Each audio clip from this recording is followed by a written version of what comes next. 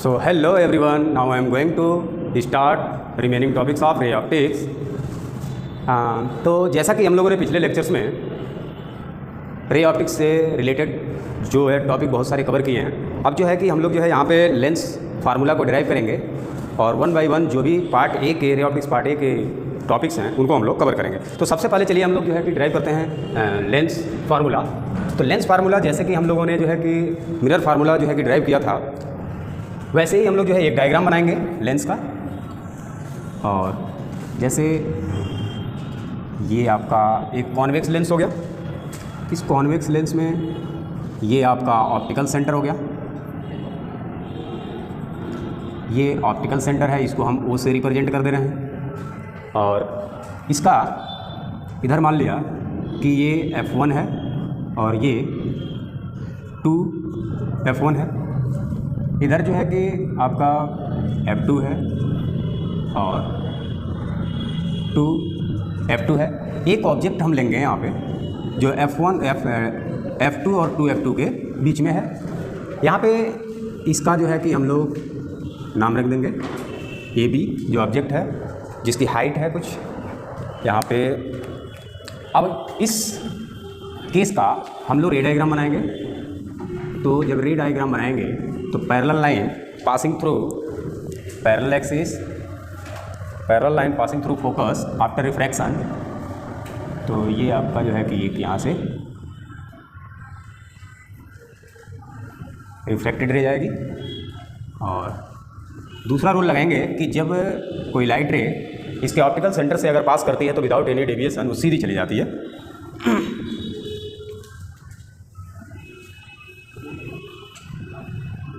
तो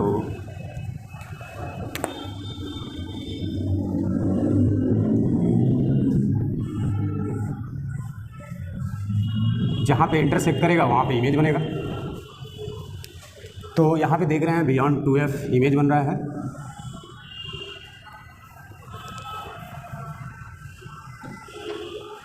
यहाँ पे जो इमेज बन रहा है वो इन्वर्टेड बन रहा है। तो A जो था A डैश हो गया और B जो था वो B डैश हो गया। अब आप देख रहे होंगे कि ये जो इंसिडेंट रे पैरेलल जा रही है प्रिंसिपल एक्सिस के, रिफ्रैक्शन के बाद ये फोकस से पास कर रही है, पास करते हुए यहाँ पे दोनों रूल से जो रे आ रही है वो इंटरसेक्ट कर रही है, वहाँ पे इमेज बन रहा है। अभी आप देख रहे हैं जितनी हाइट इसकी है उतनी ही हाइट आपकी ये भी है। ये जो ऑब्जेक्ट है वो ऑब्जेक्ट का हाइट इस हाइट से बराबर है। इसको अगर हम नाम दे दें, इस पॉइंट को हम D नाम दे देते हैं D, तो AB इज इक्वल टू होगा वो D, ठीक है। अब यहाँ पे अगर हम बात करें triangle ABO and OB dash A dash, तो ये जो दोनों ट्राइंगल हैं ये सिमिलर ट्राइंगल है। कैसे? जितना एंगल ये बना रहा है, मान लिया ये अल्फा एंगल बना रहा है, तो ये भी कितना बना रहा होगा? अल्फा ही बना रहा होगा। उसके बाद फिर से अगर हम बात करें OD एंड F1 ट्राइंगल और F1B dash and A dash, तो ये भी जो है कि ये सिमिलर ट्राइंगल हैं। तो ये जो है आपसे यहाँ पे मान लो ये बीटा एंगल है, तो ये भी कितना होगा? Beta angle. अभी ये जो ऑब्जेक्ट का हाइट है इसको हम हाइट ऑफ ऑब्जेक्ट मान सकते हैं और इसको हाइट ऑफ इमेज मान सकते हैं, ठीक है। अब जो है कि हम लोग क्या करेंगे, हम लोगों को यहाँ पे देखना है कि AB इज इक्वल टू है OD, क्योंकि यहाँ पे हाइट ऑफ ऑब्जेक्ट जो है AB वो इक्वल टू है OD के। अब हम बात करेंगे फ्रॉम ट्राइंगल ABO, इस ट्राइंगल की बात कर रहे हैं ABO and OB dash A dash, triangle OB dash and A dash. इसमें अगर tan अल्फा की वैल्यू निकालें तो परपेंडिकुलर अपॉन बेस, यहाँ से tan अल्फा की वैल्यू निकालें तो परपेंडिकुलर अपॉन बेस, तो हम क्या लिख सकते हैं? tan अल्फा दोनों साइड बराबर होगा, इस तरह से tan alpha is equal to AB upon perpendicular upon base OB। अब आपको पता है ये ऑब्जेक्ट डिस्टेंस है यहाँ से लेकर के, और ये ऑब्जेक्ट डिस्टेंस है।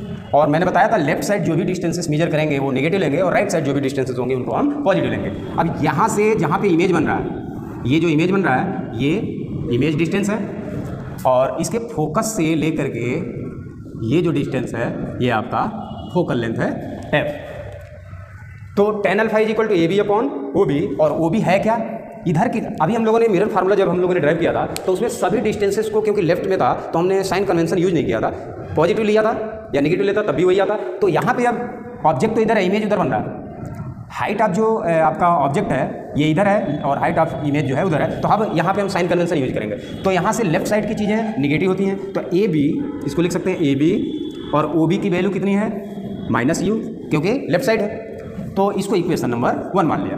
अब इस वाले ट्राइंगल में जब बात करेंगे O B dash A dash में, तो वहाँ पे भी हम tan alpha is equal to लिख सकते हैं, tan alpha is equal to perpendicular upon यहाँ से बेस। तो परपेंडिकुलर कितना है A dash B dash upon O B dash. अब यहाँ पे हम देख रहे हैं कि जो ए डैश बी डैश है वो बी डैश किसकी वैल्यू है और इमेज डिस्टेंस, और ये राइट साइड में है तो इसको हम लेंगे पॉजिटिव। ये इक्वेशन नंबर हुआ 2। इक्वेशन 1 का लेफ्ट साइड बराबर है तो राइट साइड भी बराबर होंगे। फ्रॉम इक्वेशंस 1 एंड 2 क्या लिख सकते हैं, A B divided by -u is equal to A dash B dash divided by भी। यहाँ से ए डैश बी डैश नीचे आएगा तो यू डैश उधर जाएगा, तो A B is equal to A dash B dash is equal to -u upon भी। इसको हम जो है कि ए नंबर का इक्वेशंस मान लेते हैं। अब हम बात करते हैं इस वाले ट्राइंगल से, ओ बी वो F1 and D and F1 B1 A dash. तो यहाँ से अब फिर से बात करेंगे from triangle O D F1 and triangle O B dash A dash, O B dash A dash. तो यहाँ पे हम क्या लिख सकते हैं, tan beta is equal to perpendicular upon base, और यहाँ से tan beta is equal to perpendicular upon base. तो यहाँ से हम लिख सकते हैं, दोनों को हम बराबर लिख देते हैं एक ही साथ, tan beta is equal to perpendicular upon base O D upon O F1 perpendicular upon base is equal to perpendicular upon base A dash B dash upon base कितना होगा F1 B1 F1 B dash. ये हम यहाँ पे लिख सकते हैं।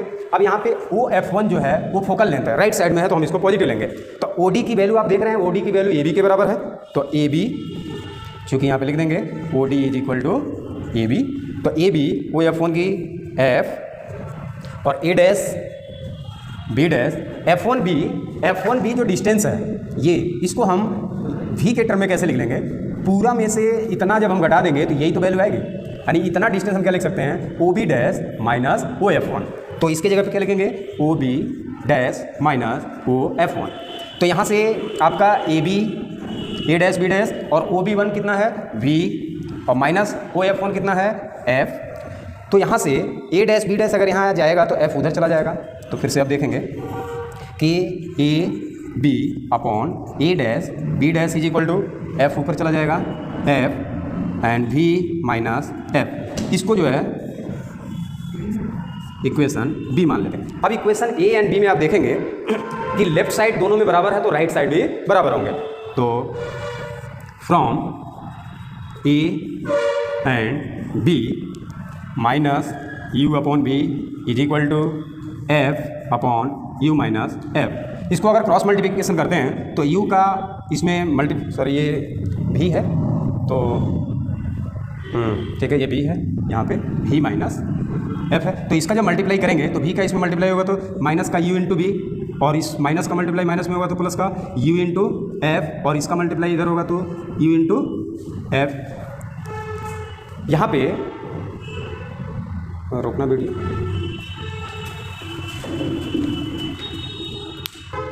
तो जो है कि इसमें हमने क्रॉस मल्टीप्लिकेशन किया है, तो सबसे पहले इसका मल्टीप्लाई करेंगे। तो एक बार जो है कि इसको यहाँ पे मल्टीप्लिकेशन गड़बड़ हो गया। सबसे पहले इसका मल्टीप्लाई किया तो माइनस यू भी, और फिर इसका मल्टीप्लाई किया तो प्लस के यू एफ, और भी का मल्टीप्लाई इधर हुआ तो भी इंटू एफ। अब इधर आप देख रहे हैं कि इस चीज़ को अगर हम उधर ले जाते हैं तो ये बनेगा, या आप इसको ऐसा करें, इसको उधर ले जाते हैं तो ये बनेगा U F minus V F is equal to U into V. हमने इस चीज़ को उधर ले गया और इसको इधर ले आया, इन दोनों में से एफ कॉमन है, एफ कॉमन हो गया तो u minus V is equal to U into V. इस f को उधर ले जाते हैं, u v से डिवाइड कर देते हैं तो u minus V divided by U V is equal to 1 by F. इनको अलग अलग जब डिवाइड करते हैं तो आपका ये आएगा u upon U V minus V upon U V is equal to 1 upon F. यहाँ से u से आपका u कट जाएगा, v से v कट जाएगा, तो इक्वेशन आ जाएगा 1 upon V minus 1 upon U is equal to 1/f। और ये जो है लेंस फार्मूला है। यहाँ पे जो लेंस फार्मूला है आपको जो हमने यहाँ पे लिख रखा था, इसको जो है कि इस तरह से प्रूफ किया गया। अब यहाँ पे जो मैग्नीफिकेशन, जैसे हमने मिरर फार्मूले में मैग्नीफिकेशन निकाला हुआ है, वैसे ही हम यहाँ पे मैग्नीफिकेशन की बात करेंगे। तो मैग्नीफिकेशन आप कैसे निकालेंगे? मैग्नीफिकेशन जो होता है m से डिनोट करते हैं, और ये होता है height of image upon height of object. तो अगर हम आपको बात करें कि इन इक्वेशनों से यहाँ पे हम देख रहे हैं कि हाइट ऑफ इमेज और हाइट ऑफ ऑब्जेक्ट का जो रेशियो है, यहाँ पे इसको आप देख रहे हैं कि ए बी क्या है? हाइट ऑफ ऑब्जेक्ट, और ए डैश बी डैश क्या है? Height of image. तो हम अगर बात करें तो फ्रॉम इक्वेशन ए, जो ए इक्वेशन है यहाँ पे, इस ए इक्वेशन में ए बी क्या है? Height of object. तो इससे हम क्या लिखते हैं कि height of object upon height of image H आई।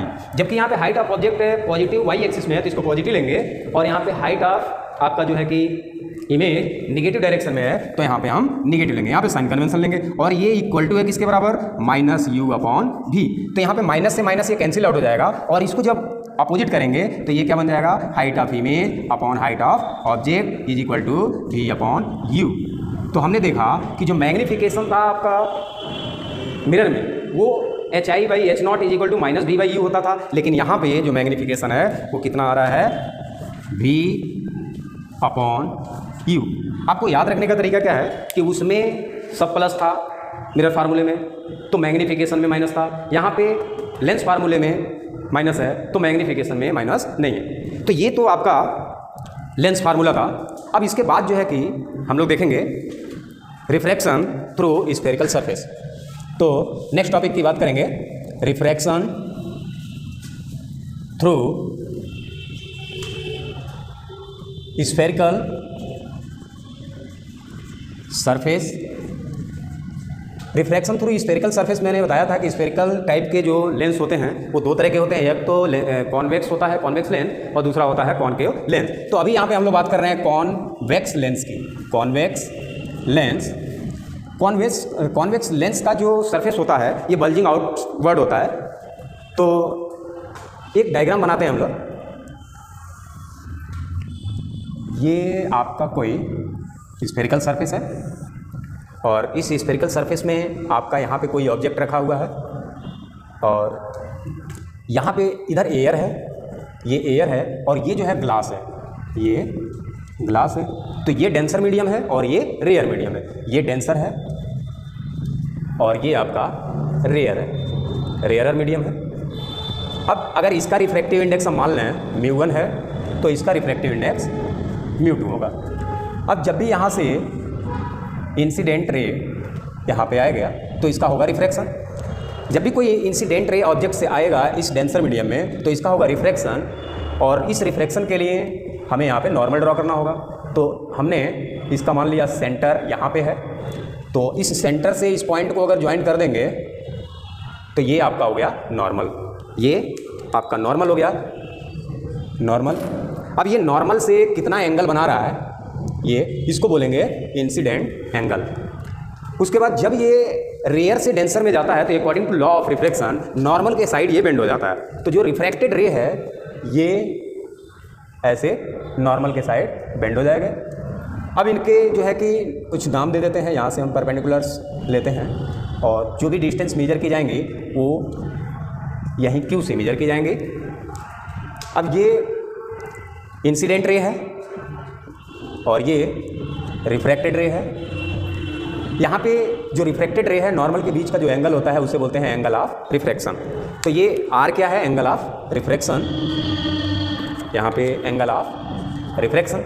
अब यहाँ पे हम क्या करेंगे कि ये जो एंगल्स हैं इनको हम अलग अलग नाम दे देते हैं। ये मान लिया एंगल अल्फ़ा है, और ये जो है एंगल बीटा है, और ये एंगल गामा है। अगर हम बात करें कि ट्रायंगल OPC में, ट्रायंगल OPC में हम देख रहे हैं कि इन ट्रायंगल का ये जो एंगल आई है वो एक्सटीरियर एंगल है। तो एक्सटीरियर एंगल की प्रॉपर्टी हम जानते हैं, exterior angle is to be equal to sum of interior angle. जो एक्सटीरियर एंगल होता है वो इंटीरियर एंगल के सम के बराबर होता है। यहाँ पे कुछ आपके जो है कि कंसिडरेशंस हैं, कुछ एजम्पशंस हैं, जैसे कि angles are very small, angles are very small, यहाँ पे जो एंगल है वो बहुत स्मॉल हैं, तो जो भी tan अल्फ़ा है अल्फ़ा के बराबर हो जाएगा, sin अल्फ़ा है तो sin अल्फ़ा है तो अल्फ़ा के बराबर होगा। इस तरह से यहाँ पे जब एंगल्स स्मॉल हैं तो sin और tan के जो आगे वाले पार्ट्स हैं वो हट जाएंगे और केवल एंगल ही रह जाएंगे। अब हमें करना क्या है कि यहाँ पे देखना है from triangle OPC, from triangle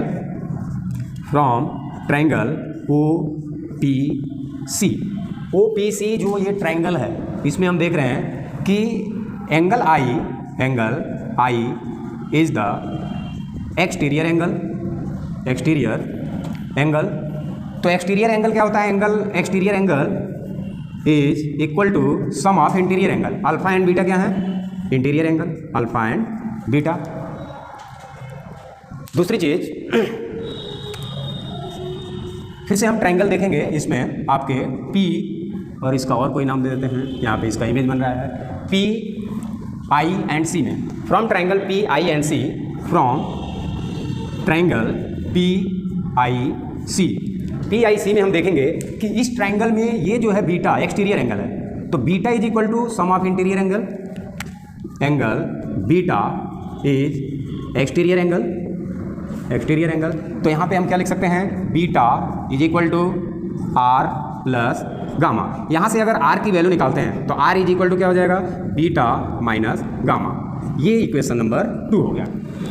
अब यहाँ पे जब स्नेल्स लॉ कैसे लगाएंगे? स्नेल्स लॉ जो है हमेशा उसी पॉइंट पे लगता है जहाँ पे मीडियम चेंज होता है, यानी उस इंटरफेस पे लगता है। तो यहाँ पे अगर स्नेल्स लॉ लगाएं, फ्रॉम स्नेल्स लॉ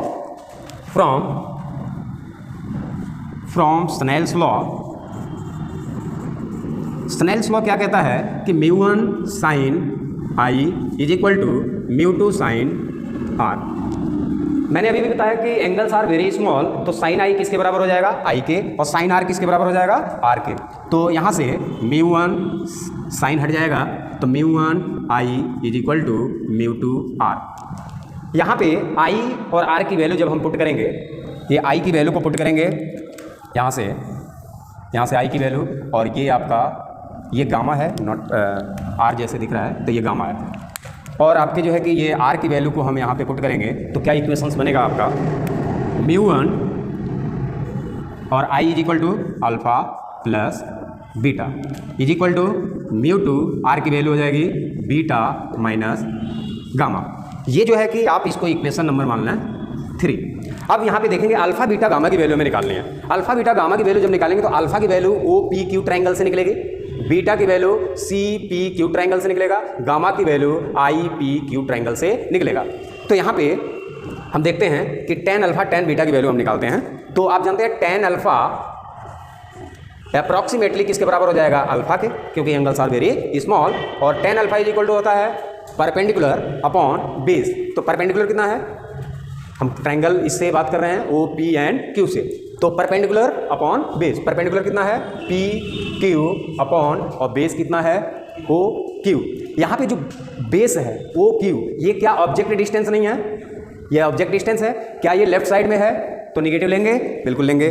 तो ये यहाँ पे लिख देंगे -u, ठीक है। अब उसके बाद tan बीटा कहाँ से निकलेगा? अप्रॉक्सीमेटली ये बीटा हो जाएगा, वो निकलेगा PQC ट्रायंगल से, यहाँ पे परपेंडिकुलर अपॉन बेस, और ये सेंटर है, तो सेंटर से और ये इसकी बीच का जो डिस्टेंस होता है वो रेडियस ऑफ कर्वेचर होता है, और ये राइट साइड में है तो पॉजिटिव होगा। तो परपेंडिकुलर आप लिखेंगे PQ अपॉन बेस है, radius of curvature. Similarly tan gamma की वैल्यू जब निकालेंगे तो tan गामा अप्रॉक्सीमेटली होगा गामा के, और इज इक्वल टू ये ट्रायंगल से निकलेगा PQI से, तो परपेंडिकुलर अपॉन बेस, और ये जो है आपका इमेज डिस्टेंस है तो इसको हम डिनोट करेंगे V से। ये राइट साइड वाले पॉजिटिव लेंगे तो परपेंडिकुलर अपॉन बेस, तो परपेंडिकुलर कितना है? PQ, और बेस कितना है? V।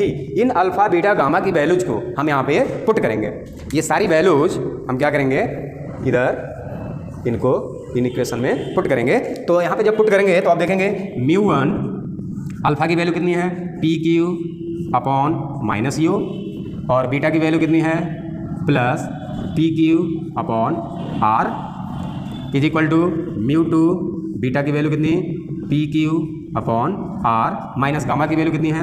PQ upon V। दोनों साइड हम देख रहे हैं पी क्यू इधर से कॉमन लेंगे और उधर से कॉमन लेंगे तो पी क्यू कैंसिल हो जाएगा, बचेगा उस चीज़ को लिखते हैं। तो यहाँ पे देख रहे हैं कि ये बचेगा μ1 बाई यू माइनस का प्लस μ1 बाई आर, क्योंकि पी क्यू कैंसिल हो रहा है, is equal to μ2 upon R minus μ2 upon भी। अगर ये टर्म को हम इधर लाते हैं तो प्लस हो जाएगा और ये वाला टर्म जब उधर जाता है तो माइनस हो जाएगा। तो यहाँ से हम देख रहे हैं कि इसको और हम क्या लिख सकते हैं कि उस चीज़ को इधर लाए तो μ2 अपॉन भी माइनस μ1 अपॉन यू, और ये वहीं पे रहेगा μ2, और ये जब उधर जाएगा तो माइनस होगा, माइनस बेस दोनों में सेम है तो μ2 माइनस μ1 डिवाइडेड बाई आर। ये जो एक फाइनल जो है कि एक्सप्रेशन आ गया, जो जब लाइट रे रेयर से डेंसर में जा रही है तो ये वाले फार्मूला लगाएंगे, रेयर से डेंसर में जा रही है तो ये फार्मूला लगाएंगे। ये कब के लिए है? From rare to denser, from rare to denser. ये रेयर टू डेंसर में जब लाइट रे जा रही है और रिफ्लेक्शन हो रहा है तब हम ये फार्मूला लगाएंगे। अगर केस नंबर 1 ये हो गया, केस नंबर 2 जब लाइट रे डेंसर से रेयर जाए, फॉर डेंसर टू रेयर। अगर डेंसर से रेयर में जा रहा है तो केवल यहाँ पे क्या रिप्लेस करेंगे, μ1 को μ2 से रिप्लेस कर देंगे और μ2 को μ1 से रिप्लेस कर देंगे। μ1 और μ2 एक अपने में इंटरचेंज कर लेंगे। तो इसके लिए क्या हो जाएगा, μ2 की जगह पे हम क्या लिखेंगे, μ1 और डिवाइडेड बाई v माइनस μ1 की जगह क्या लिख देंगे, μ2 और divided by u is equal to μ2 की जगह पे μ1 माइनस μ2 डिवाइडेड बाई r। ये जो आपका एक्सप्रेशन है, ये जब डेंसर से लाइट रे रेयर मीडियम में जाएगी और रिफ्रैक्शन होगा तो उसके लिए ये फार्मूला यूज करेंगे। अब यहाँ पे दो फार्मूले, दोनों अलग अलग केसेस के लिए हैं। एक रेयर से जब डेंसर में जा रहा है तब यूज करेंगे, दूसरा एक डेंसर से रेयर में जा रहा है तो ये यूज करेंगे। अब यहाँ पे हमने इसको कॉन्वेक्स लेंस के लिए प्रूफ किया है, तो ये फार्मूला जो है कॉन्केव लेंस के लिए भी वैलिड है। दिस फार्मूला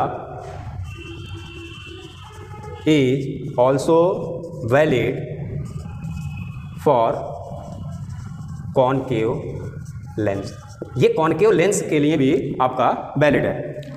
अब जो है इसके बाद हम लोग जो है कि इन एक्सप्रेशंस को यूज करके, ये जो दो एक्सप्रेशंस आए हैं आपके पास, इनको यूज करके हम लोग जो है लेंस मेकर फार्मूला डिजाइन करेंगे। लेंस मेकर फार्मूला का काम क्या होता है कि जब भी कोई लेंसेस बनती हैं अलग अलग जो है एबिलिटी की, अलग अलग पावर की, अलग अलग जो है कि एकोमोडेशंस की, तो ये फार्मूला वहाँ पे हेल्प करते हैं कि कैसे हमें डिजाइन करना है। फिर उसके बाद हम लोग देखेंगे कि अगर कई सारे लेंसेज को एक साथ कंबाइन कर देते हैं, अलग अलग नेचर के लेंस को कंबाइन करते हैं, तो उनका नेट जो है फोकस क्या होगा, फोकल लेंथ क्या होगा, नेट पावर क्या होगा, ये सारी चीज़ें अब हम लोग देखेंगे।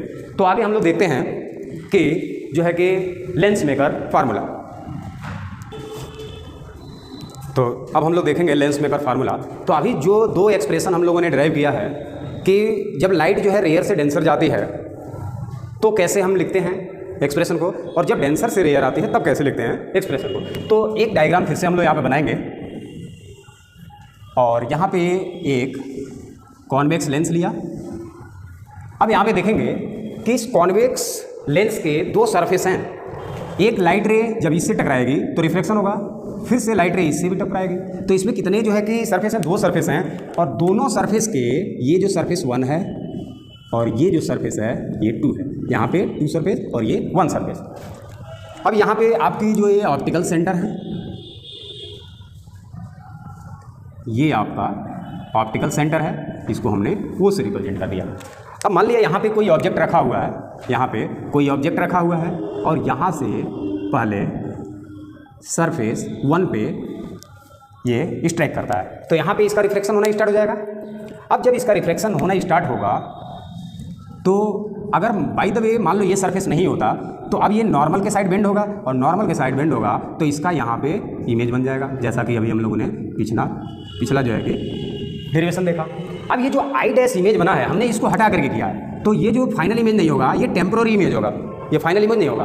अब जब ये सेकंड वाले सरफेस से जब हम बात करेंगे तो इसका मतलब जो इसका इमेज बनेगा वो आपका कहीं यहाँ पे बनेगा। तो ये जो है आपका फाइनल इमेज है, और यहाँ पे जो ऑब्जेक्ट डिस्टेंस है ये u है, और यहाँ पे जो फाइनल इमेज है इसका जो डिस्टेंस इमेज डिस्टेंस है v है, और ये v डैश जो है, जो टेम्पोररी इमेज है v डैश, उसका डिस्टेंस है।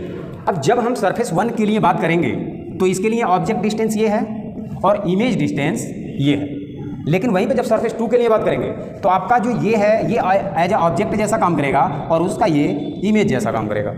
तो अगर हम बात करें फॉर सरफेस 1, तो सरफेस 1 में जो लाइट रे जा रही है एयर से जा रही है, इधर भी एयर और ये आपका डेंसर, ये डेंसर है और फिर से इधर भी एयर है।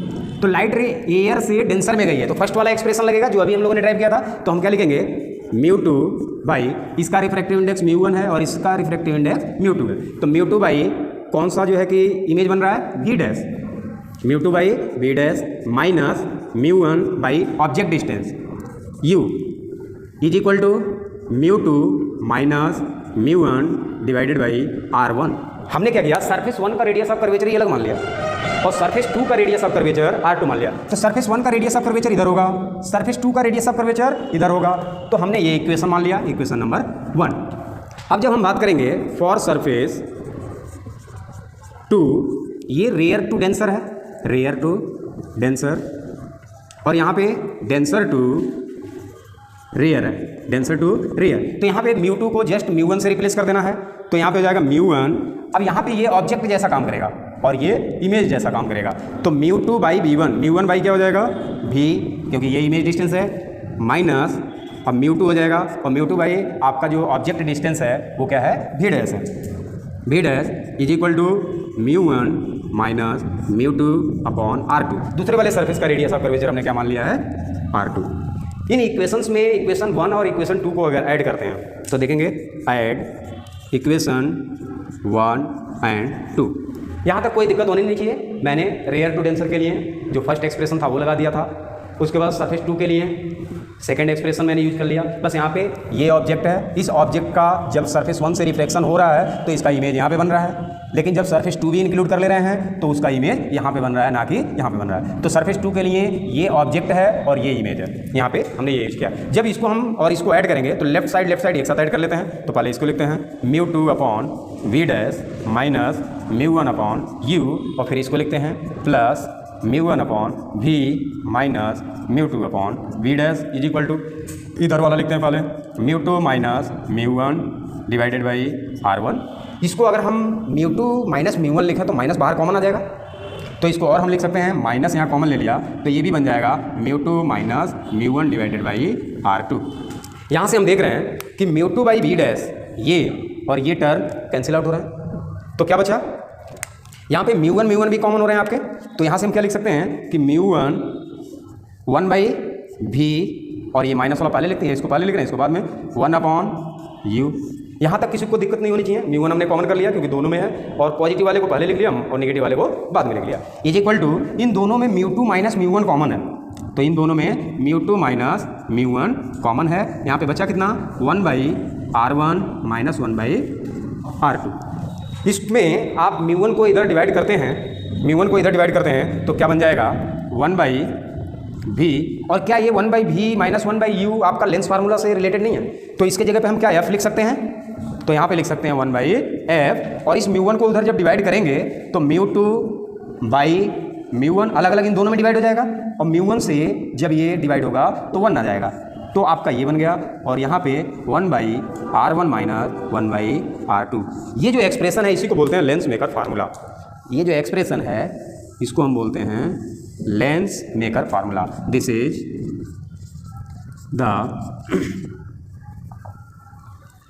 The lens maker formula. इसी फार्मूले को हम लोग क्या बोल रहे हैं, लेंस मेकर फार्मूला। ये जो μ2 है यहाँ पे बहुत ध्यान देने वाली बात है, इस पर हर साल न्यूमेरिकल्स आते हैं और इसमें बहुत सारे कन्फ्यूजन्स होते रहते हैं। वो मैं ही नहीं चाह रहा हूँ कि किसी को कोई कन्फ्यूजन हो। तो μ2 आप देख रहे हैं क्या है, डेंसर मीडियम का रिफ्रैक्टिव इंडेक्स है, किसका, उस लेंस का। μ1 क्या है, आपका एयर का रिफ्लेक्टिव इंडेक्स है। बाय द वे अभी ये जो पूरा सेटअप है एयर में रखा हुआ है, पूरा सेटअप किस में रखा है, एयर में रखा हुआ है। इस पूरे सेटअप को उठा करके और पानी में डाल दिया जाए, अगर पानी में डाल दिया जाए तो वहाँ पे एयर की जगह क्या भर गया, पूरा तरफ एयर की जगह क्या पे भर गया, वाटर भर गया। भाई इस पूरे सेटअप को वाटर में जब डाल देंगे तो एयर के जगह पे पूरे चारों तरफ वाटर भर गया ना, तो μ1 किसका होगा, वाटर का, और μ2 किसका होगा, यहाँ पे ग्लास का, वो रिफ्रैक्टिव इंडेक्स है। तो अगर यहाँ पे हम बात करें कि अगर लाइट रे वाटर से ग्लास में जा रही हो, वाटर से ग्लास में जा रही है, यानी इस पूरे सिस्टम को किस में रख दिया, वाटर में, तो आपका जो ये μw वाटर का जो है ये जाएगा μg में, तो μ2 के जगह पे क्या आएगा, μg आएगा, क्योंकि ये, तो हम क्या लिख सकते हैं इसके लिए lens maker formula 1/f is equal to μg upon μw minus 1/r1 minus 1/r2। अब यहाँ पे लेंस तो यहाँ पे कन्वेक्स लेंस है, लेकिन अगर आप मीडियम चेंज करते हैं, मीडियम एयर की जगह वाटर रखते हैं, वाटर की जगह अगर जो है कि आप कोई ऑयल रखते हैं या और किसी थर्ड टाइप की मीडियम में अगर रखते हैं, तो जो लेंस आपका कॉन्वेक्स लेंस है, कोई ज़रूरी नहीं है ये कॉन्वेक्स जैसा ही बिहेव करे, हो सकता है ये कॉन्केव जैसा बिहेव करना शुरू कर दे। अब ये चीज़ें कैसे पता चलेंगी, जब फाइनल आप कैलकुलेशन करेंगे तो जो ये f की वैल्यू है, अगर f की वैल्यू आपकी पॉजिटिव आ रही है तो इसका मतलब कौन सा लेंस होगा, कॉन्वेक्स लेंस होगा। अगर f की वैल्यू निगेटिव आ रही है तो आपका ये लेंस कैसा होगा, कॉनकेव लेंस हो जाएगा, कॉनकेव लेंस होगा। अब यहाँ पे कॉनकेव है कॉन्वेक्स, लेकिन अगर नेगेटिव आ गया तो उसका बिहेवियर कैसा होगा, कॉनकेव जैसा। अब अगर इसी फार्मूले में हम देखें तो अगर μ1 इज इक्वल टू आप रख दें 1, क्योंकि एयर में है ये सिस्टम, तो μ1 इज इक्वल टू 1 हो जाएगा, μ2 इज इक्वल टू कुछ μ रख दें, तो अपना जो फार्मूला बन जाएगा लेंस मेकर फार्मूला, वो कैसे लिख सकते हैं, 1/f इज इक्वल टू μ2 की जगह μ हो गया, μ1 की जगह पे 1 हो गया, तो μ माइनस 1 1/r1 माइनस 1/r2।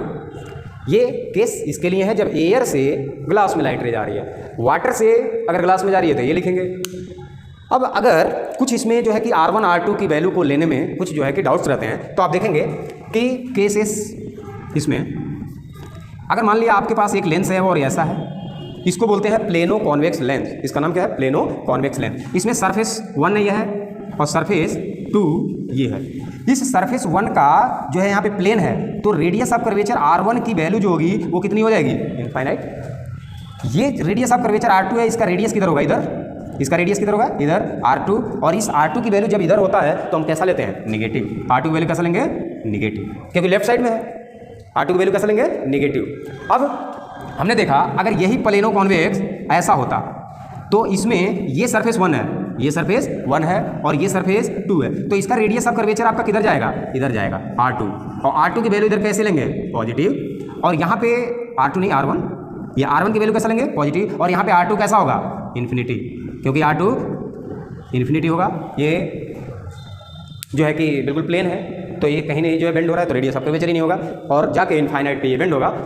और दूसरी चीज़ें, अगर मान लो ये आपका दोनों साइड कॉन्वेक्स है, तो फर्स्ट वाला जो सरफेस है 1 है और ये इधर सेकंड वाला सरफेस 2 है, तो R1 जो है इसका इधर होगा, R1 की वैल्यू किधर होगा, इधर होगा, और ये कैसा लेंगे, पॉजिटिव। ये R2 इसका इधर होगा, इधर, क्योंकि ये इधर सर्कल कंप्लीट करेगा, तो R2 की वैल्यू होगी इधर, तो इसको कैसा लेंगे, निगेटिव। अगर यहीं पे ये कॉनकेव लेंस होता ऐसे, तो यहाँ पे आप देखेंगे दोनों सरफेस में चीज़ें बदल जाएंगी। ये सरफेस 1 है और ये सरफेस 2 है, इसका रेडियस ऑफ कर्वेचर इधर बनेगा, तो इसका R1 कैसा होगा, निगेटिव, इसका R1 कैसा होगा, निगेटिव। इसका रेडियस ऑफ कर्वेचर उधर बनेगा, तो उसका R2 कैसा होगा, पॉजिटिव। इस तरह के अलग अलग केसेस में जैसा दिया हो इस तरह की वैल्यू यहाँ पे पुट करेंगे। अगर इक्वल रेडियाई के बाई कॉन्वेक्स लेंस हैं, इक्वल रेडियाई के बाई कॉन्वेक्स लेंस हैं, R1 is equal to R2, अगर दोनों R1 इक्वल टू R2 हैं तो इसका नेट वैल्यू कितना आ जाएगा, 1/r माइनस 1/r। तो क्या ये जीरो हो जाएंगे, नहीं होंगे, क्यों, क्योंकि एक तो आपका यहाँ पे पॉजिटिव है, दूसरा निगेटिव है, तो निगेटिव और फिर से निगेटिव, तो ये क्या बन जाएगा, पॉजिटिव हो जाएगा। तो इसलिए इस तरह के केसेस में आपके अलग अलग चीज़ें ये आती हैं। अब हम बात